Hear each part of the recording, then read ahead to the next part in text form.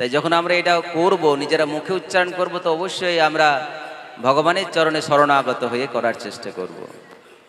দুহাত তুলে, যেমন করে গৌরনীতায় সবসময় আমাদের হাত তুলে আছে, সবসময় জগৎবাসীকে শিক্ষা দিচ্ছে, নিজে আচরি ধর্ম জীবেরে শিখায়। আসুন আমরা অল্পক্ষণ ভাগবত কথা শ্রবণ করি। সকলে বসুন, যারা দাঁড়িয়ে রয়েছেন কৃপা করে সবার কাছে অনুরোধ আপনারা বসুন, দাঁড়িয়ে না থেকে।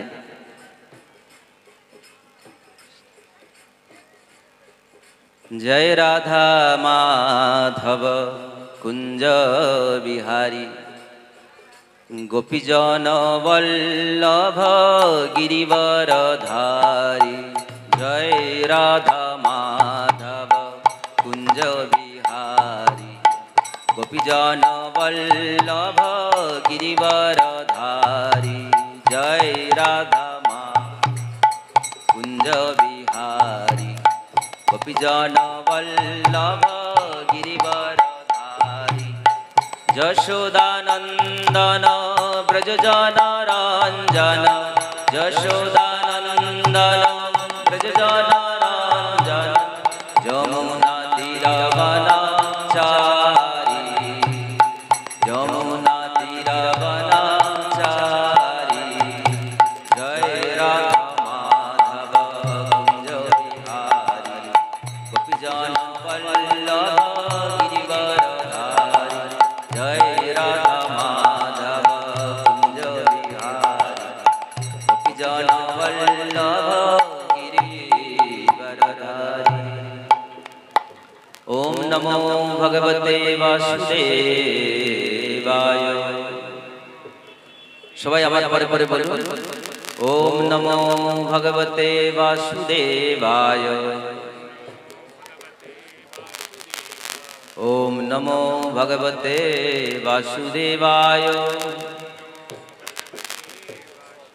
ওম নমো ভগবতে বাসুদেবায়।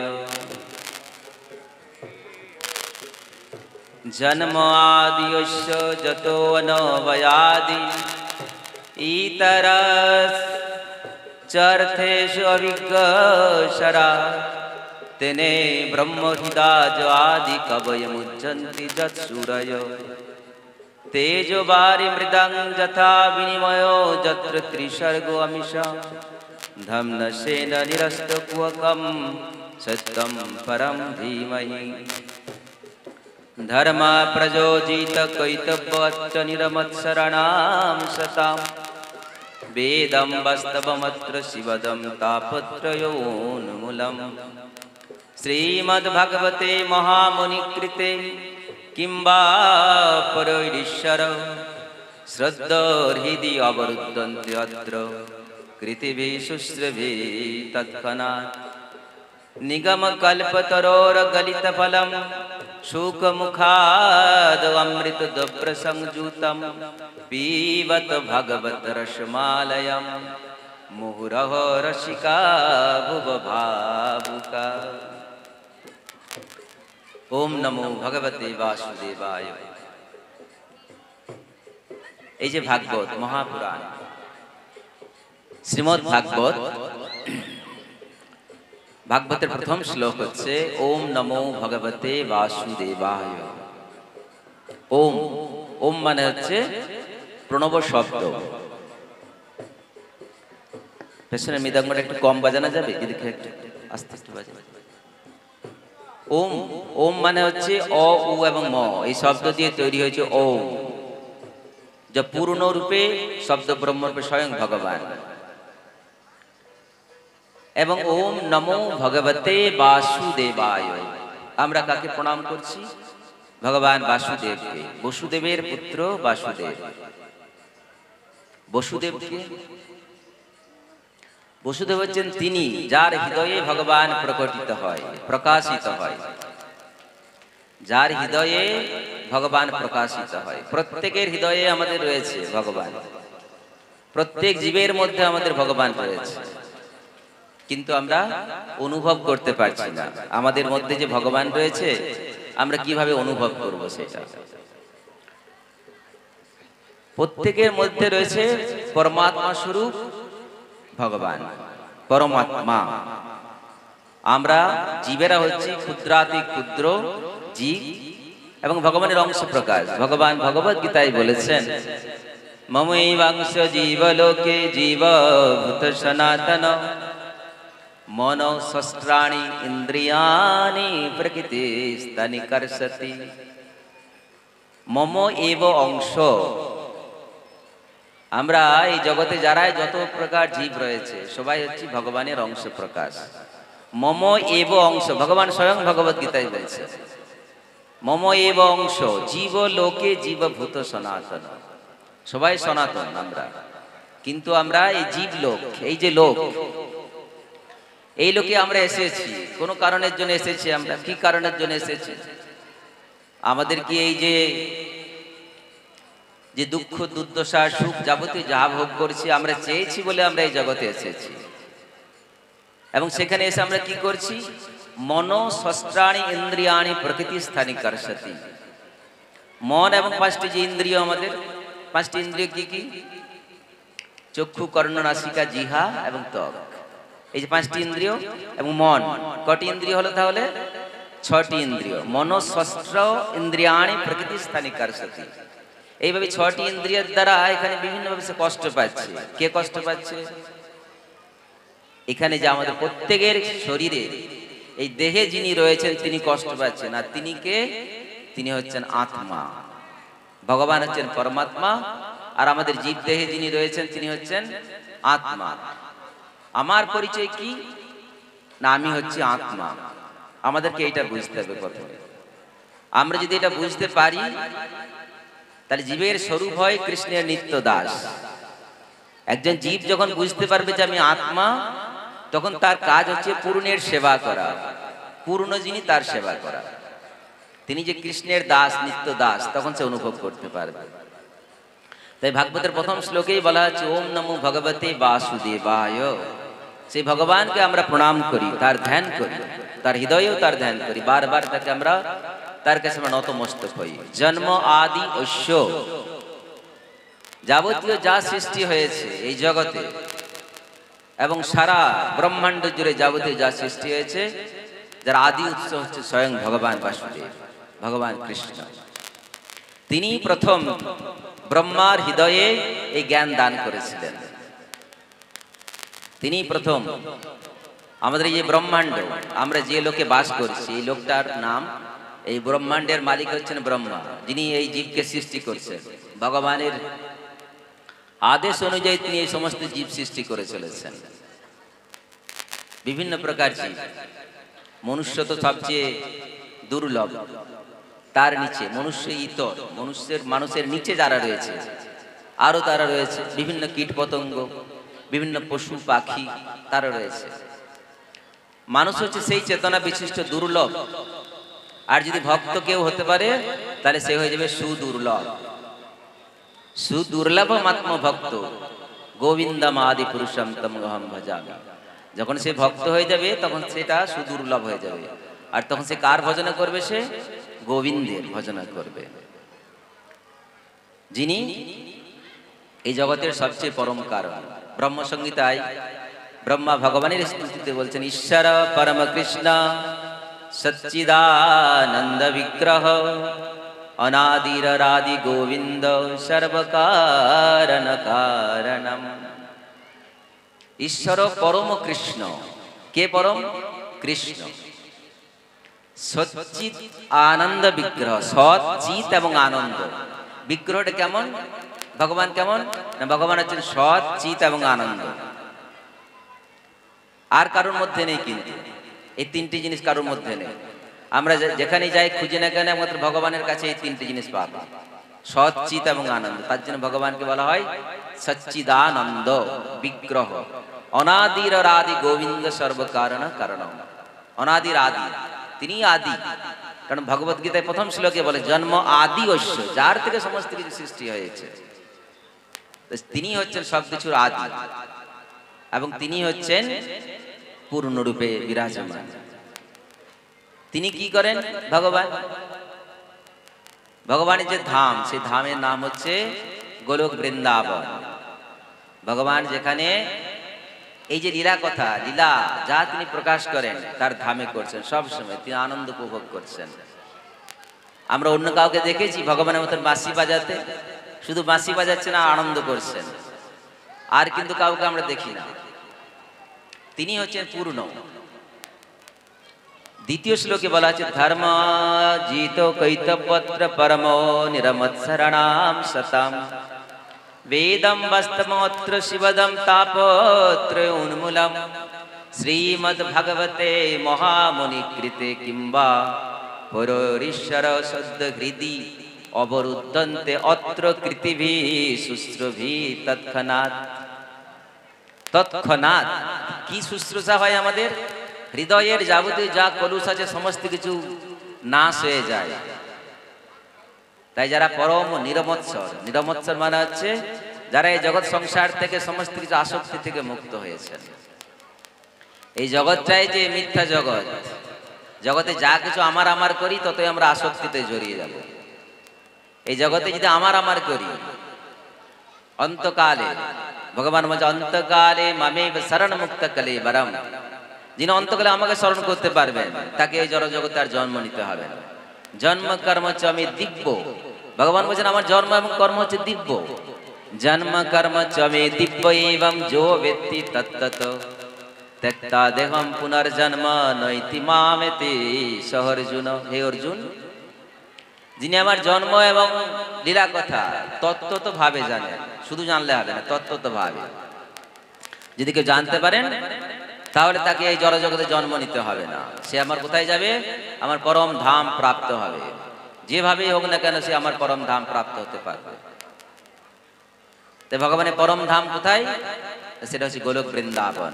কোথায় সেটা? সেটা কি আমাদের হাতের কাছে? আমাদের হাতের কাছে নয়, অনেক দূরে। আমরা যদি কোনো কারণে ভক্ত হতে পারি, ভগবান বলছেন ভক্ত মাম অভিজানাতি, কে আমাকে জানতে পারে?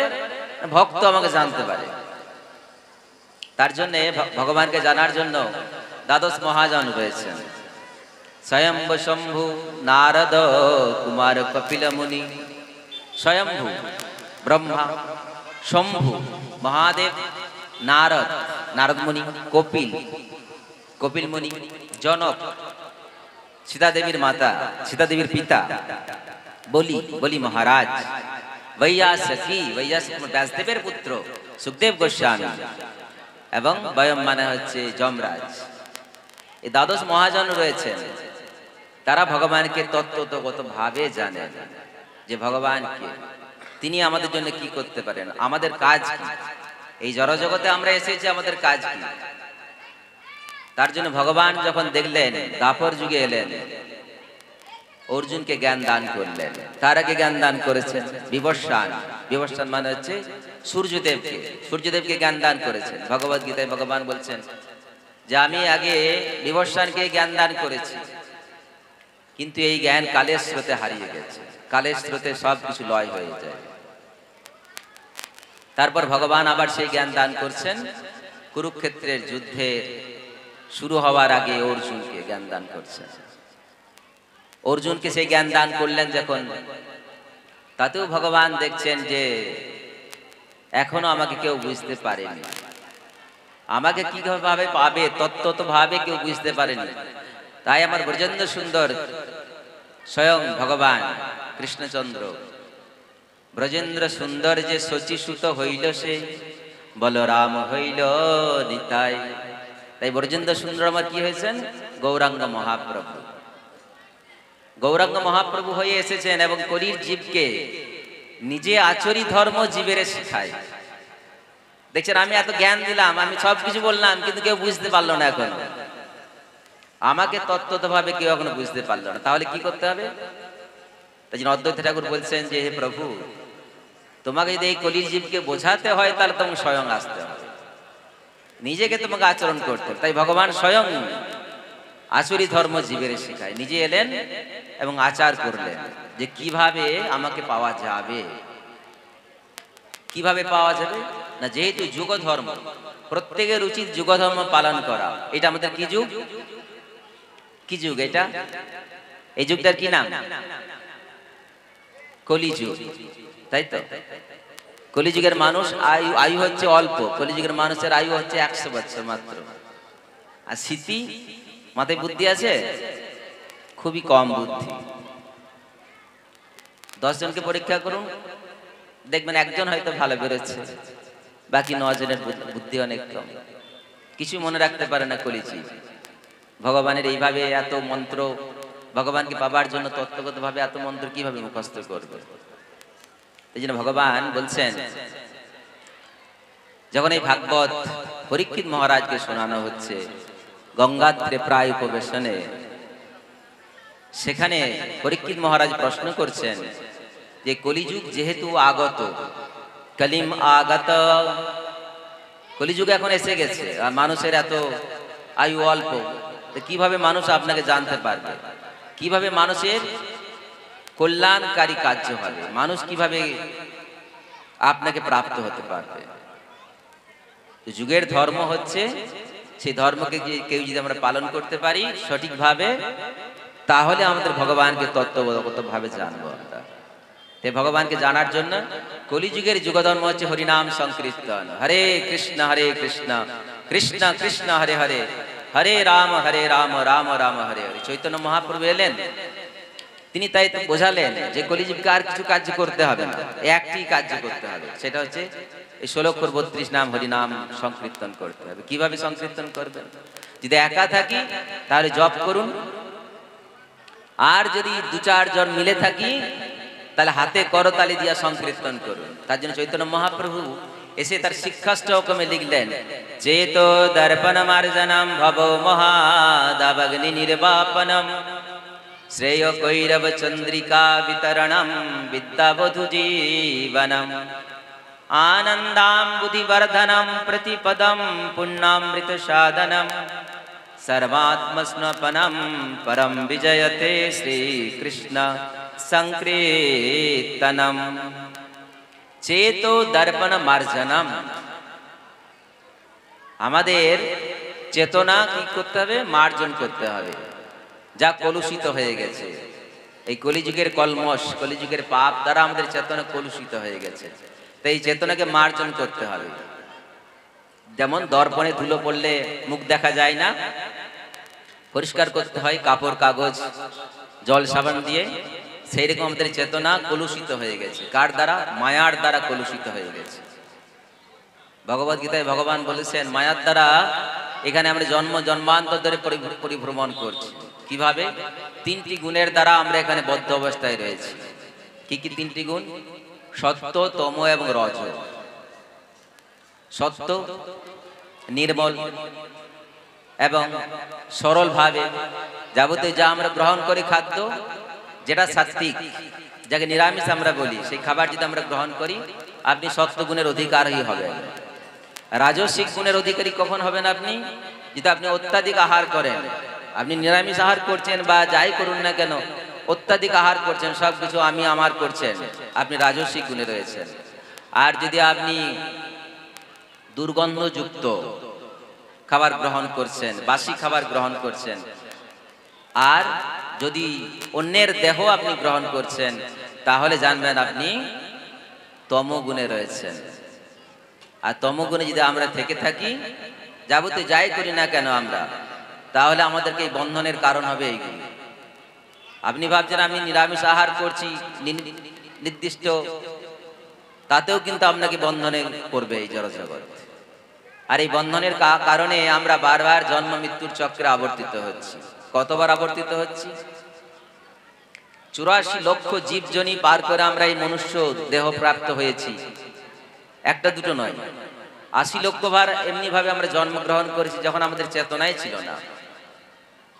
80 লক্ষ। এখন তো আমরা একটা জন্ম পেয়েছি, একটা জন্মে আমরা বুঝতে পারছি বাবা মা ভাই বোন পুত্রী সবাইকে আমরা নিজের আত্মীয় সম্পর্কে বুঝতে পারছি। ভাবুন, আপনার চেতন নাই, আপনি বুঝতে পারছেন না। কতগুলো জন্ম? 80 লক্ষ বার। কখনো গাছ হয়েছেন, কখনো কীটপতঙ্গ হয়েছেন, পশু পাখি হয়েছেন, তারপর যদি কখনো তুলসী বৃক্ষ হয়েছেন, গোবিন্দের চরণে আপনার সেবাতে লেগেছে, গোবিন্দের সেবাতে লেগেছেন। কখনো ময়ূর হয়েছেন, ময়ূরের পালক কৃষ্ণের শিখিতে লাগান হয়েছে, শিখি পাখা।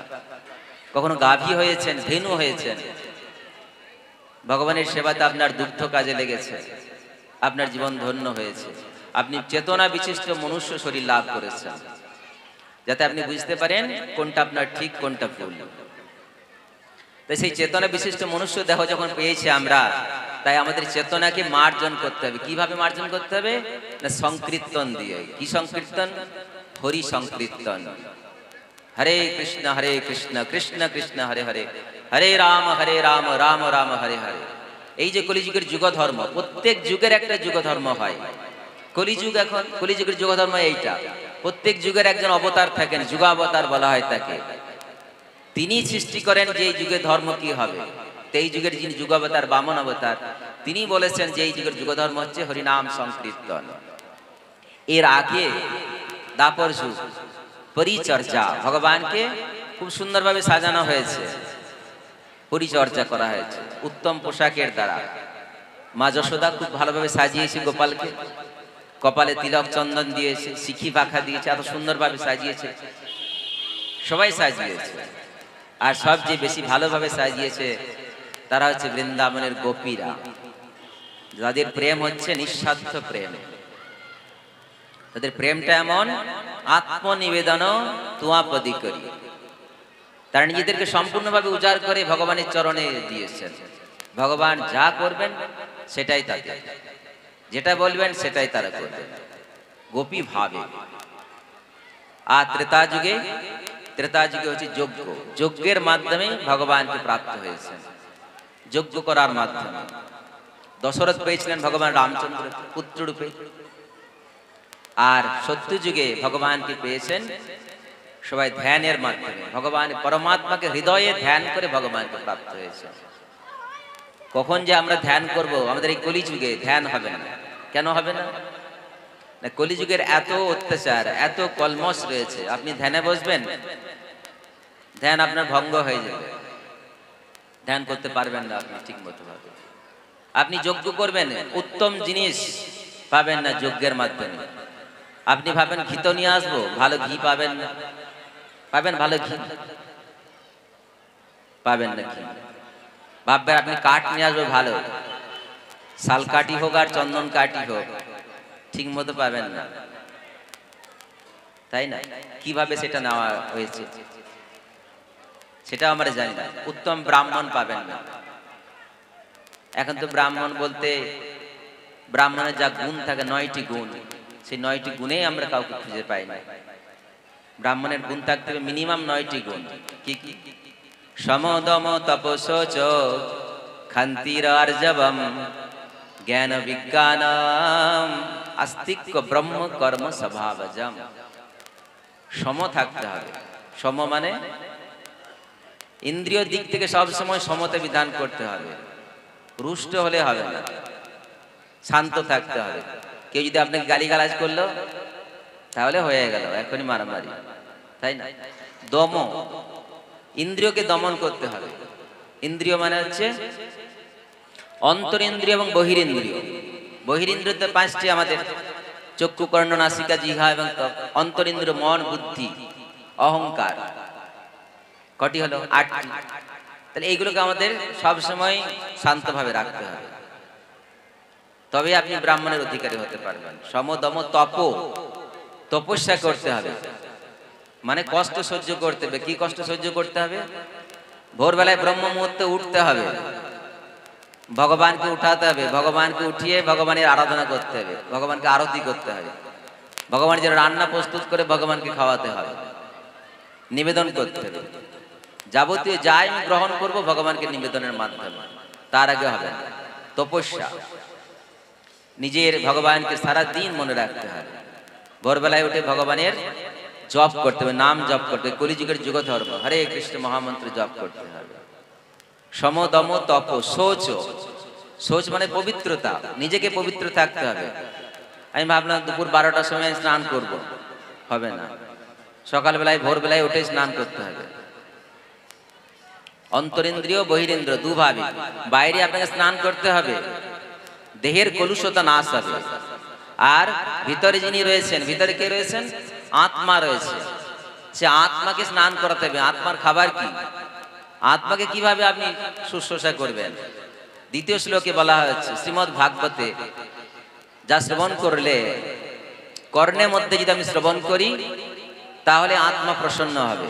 আত্মা যদি প্রসন্ন হয়, প্রসন্ন আত্মা ন শোচতি ন কাঙ্ক্ষতি, যার আত্মা প্রসন্ন হয়ে গেছে তার কোনো কামনা বাসনা থাকবে না। তাহলে আত্মাকে প্রসন্ন করতে হবে, সেটা হচ্ছে শোচ, পবিত্রতা রক্ষা করতে হবে। তার জন্য ভগবানের গ্রন্থ অধ্যয়ন করতে হবে, ভগবানের নাম জপ করতে হবে। সম দম তপ শৌচ, তারপরে হচ্ছে ক্ষান্তি। ক্ষান্তি মানে সবচেয়ে পরম গুণ মানুষের। ক্ষান্তি মানে হচ্ছে ক্ষমা করা। আমরা এখন কাউকে ক্ষমাই করতে পারি না, তাই না? ক্ষমা করতে পারি সবাইকে? কিন্তু রাস্তায় গেলে একটু ধাক্কা লেগে গেল, ব্যাস হয়ে গেল মারামারি। ক্ষমা করার আমাদের গুণ নেই, ক্ষমা চলে গেল। ক্ষমা করার গুণ থাকতে হবে। আর হচ্ছে আর্যবন, আর্য মানে হচ্ছে সরলতা, সরল হতে হবে। এতটা সরল যে কপটতা তার মধ্যে রাখলে হবে না, যেভাবেই হোক না কেন। ভগবানের পূজা অর্চন হোক আর যারই সেবা করি না, সেবার মাধ্যমে সবসময় সরলতা রাখতে হবে আমাকে। আর হচ্ছে জ্ঞান, জ্ঞান থাকতে হবে, আপনাকে শাস্ত্র অধ্যয়ন করতে হবে। আর হচ্ছে বিজ্ঞান, সেই জ্ঞানকে নিজের উপর অ্যাপ্লাই করতে হবে। চৈতন্য মহাপ্রভু এসেছেন নিজে আচরি ধর্ম জীবের শিখায়, জীবকে শিক্ষা দেওয়ার জন্য, তাই আচরণ করতে হবে সেইভাবে। আর হচ্ছে আস্তিক্য, আস্তিক্য মানে যে পূর্ণরূপে ভগবানের প্রতি বিশ্বাস। ভগবানের প্রতি পূর্ণরূপে বিশ্বাস যদি থাকে তাহলে তিনি ব্রহ্মণ্য গুণে গিয়েছেন। আর ভগবান তাদেরকে রক্ষা করেন। গো ব্রাহ্মণ্য হিতায় চ জগদ্ধিতায় কৃষ্ণায় গোবিন্দায় নমো নমঃ। ভগবান এই জগতে তাদেরকে রক্ষা করবেন। কাদেরকে? গো এবং ব্রাহ্মণকে রক্ষা করবেন। তাই সবাইকে আমাদের কি গুণে যেতে হবে? ব্রাহ্মণ গুণে যেতে হবে। সবাইকে ব্রাহ্মণ হওয়ার চেষ্টা করতে হবে। যদি আমি সেই জায়গায় পৌঁছতে পারি তাহলে ভগবান সবসময় আমাকে রক্ষা করবেন। আর যদি আমি অসুর